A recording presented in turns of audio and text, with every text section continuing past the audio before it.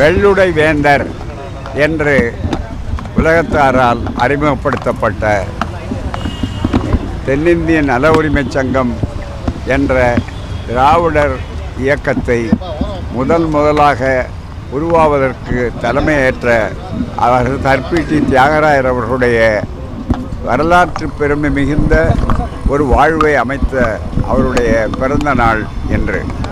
இந்த பிறந்த நாளில்தான் திராவிட மாடல் ஆட்சி இன்றைக்கு உலகம் போற்றக்கூடிய அளவிலே வந்திருக்கிறது என்றால் அதனுடைய அடித்தளம் எங்கே இருக்கிறதுன்னு சொன்னால் திராவிடர் ஆட்சியை அமைப்பதற்கு வழிகாட்டியவர்கள் பார்ப்பன அல்லாதார் இயக்கம் என்று தொடக்கப்பட்டு தென்னிந்திய நல உரிமைச் சங்கம் என்று பதிவு செய்யப்பட்டு ஜஸ்டிஸ் கட்சி என்று மக்களாலே அறிமுகப்படுத்தப்பட்ட ஒரு இயக்கத்தினுடைய முப்பெரும் தலைவர்களிலே அவர்தான் தலைமையேற்றவர் சர்பிட்டி தியாகராயர் அவர்கள்.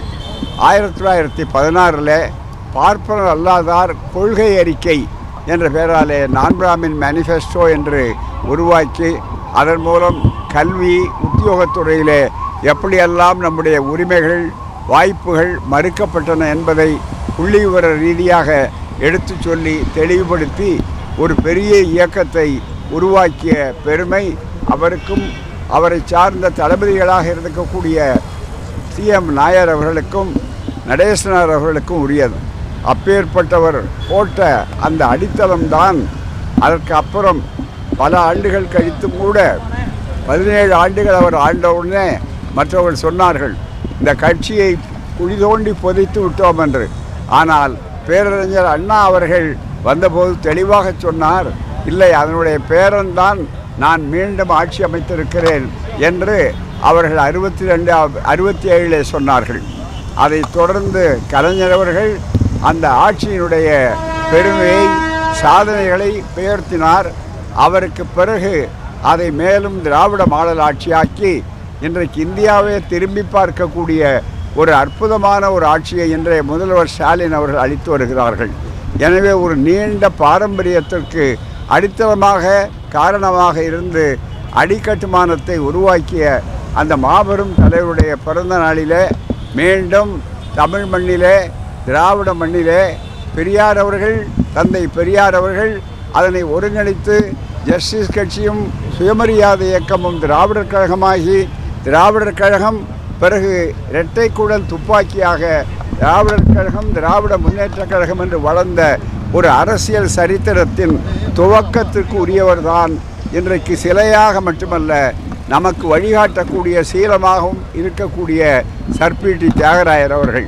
அவருடைய பிறந்த நாளை நாம் ஒவ்வொரு முறையும் சடங்காக சம்பிரதாயமாக அல்ல சரித்திர நினைவு நாளாக கொண்டு அதன் மூலமாக மீண்டும் தமிழ்நாடு என்பது யாருக்கும் அடிமையாக்கப்படக்கூடாத ஒன்று, உரிமை முழக்கம் செய்ய வேண்டிய ஒன்று என்பதை தொடர்ந்து நாம் வளர்க்க வேண்டும். கல்வி, வேலைவாய்ப்புகள், சமூக நீதி என்ற அந்த தொடக்க உரையை அவர்தான் உருவாக்கி வைத்தார்கள். அப்படிப்பட்ட மிகப்பெரிய ஒரு எழுச்சியை இன்றைக்கு பார்க்கிறோம். தேர்தல்கள் ஒரு களம், அவ்வளவுதானே தவிர மற்றபடி பண்பாட்டு புரட்சியை அவர்கள் தெளிவாக உருவாக்கினார்கள்.